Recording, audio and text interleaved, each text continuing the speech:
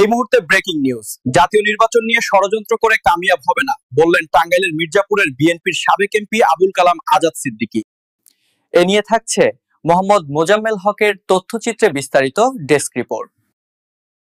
টাঙ্গাইলের মির্জাপুরে বিশিষ্ট সমাজসেবক মরহুম হাজী হোসেন সিদ্দিকীর চতুর্থ মৃত্যুবার্ষিকী উপলক্ষে ফ্রি মেডিকেল ক্যাম্প ও চক্ষু চিকিৎসা ক্যাম্প অনুষ্ঠিত হয়েছে। বৃহস্পতিবার দুপুরে টাঙ্গাইলের মির্জাপুর উপজেলার তরফপুর ইউনিয়নের ছিট মামুদপুর উচ্চ বিদ্যালয় মাঠে এ অনুষ্ঠান অনুষ্ঠিত হয়। অনুষ্ঠানে তরফপুর ইউনিয়ন পরিষদের চেয়ারম্যান মোহাম্মদ আজিজ রেজা সভাপতিত্বে প্রধান অতিথি হিসেবে বক্তব্য রাখেন বিএনপির শিশু বিষয়ক সম্পাদক আবুল কালাম আজাদ সিদ্দিকী। তিনি বলেন, যারা অতীতে বাংলাদেশকে নিয়ে ষড়যন্ত্র করেছে তারাই আবারও জাতীয় নির্বাচন বানচাল করার ষড়যন্ত্রে লিপ্ত, তবে কোনো ষড়যন্ত্র করেই তারা সফল হতে পারবে না। এ সময় বিশেষ অতিথি হিসাবে অন্যান্যের মধ্যে বক্তব্য রাখেন বিএনপির নির্বাহী কমিটির সদস্য ড মাজাহারুল আলম, টাঙ্গাইল জেলা বিএনপির সভাপতি হাসানুজ্জামিল শাহিন, সাধারণ সম্পাদক অ্যাডভোকেট ফরহাদ ইকবাল, উপজেলা বিএনপির ভারপ্রাপ্ত সভাপতি অ্যাডভোকেট আব্দুর রাউফ, সাধারণ সম্পাদক সালাহুদ্দিন আরিফ। এই সময় ক্যাম্পে প্রায় ৩ শতাধিক শিশু, নারী ও পুরুষ চিকিৎসা সেবা নেন। চিকিৎসা প্রদান করেন মোট ৭ জন চিকিৎসক। পরবর্তীতে মরহুম হাজী হোসেন সিদ্দিকীর কবর জিয়ারত করে তার আত্মার মাগফিরাত কামনায় দোয়া ও মুনাজাত করেন নেতাকর্মীরা।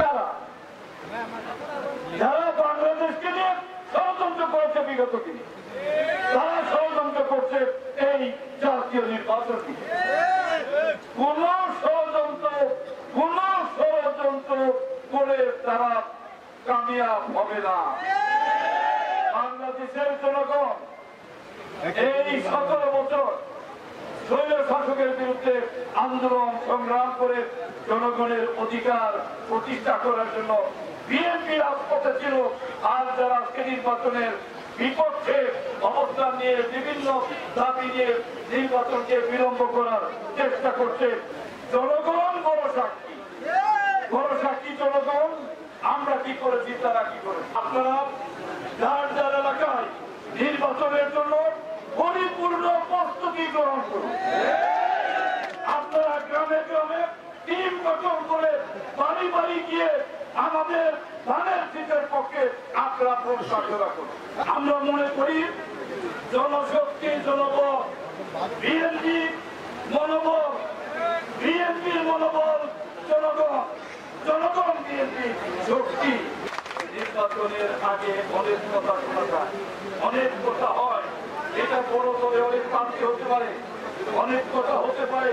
কোন কথায় কান না দিয়ে আপনারা রাজপথে যেভাবে ছিলেন সেই রাজপথে এই আন্দোলন সংগ্রামের গুরুত্ব দিয়ে আপনারা কাজ করবেন। এটাই হবে আপনাদের অঙ্গীকার। আমি মনে করি জনগণের জন্য ক্ষতি করবে যে বিএনপি নেতা, ওই বিএনপি নেতা করবেন বিএনপি নেতা। জনগণের জন্য ভালো কাজ করতে হবে, এটাই আমাদের নেতা তারেক রহমানের নির্দেশ।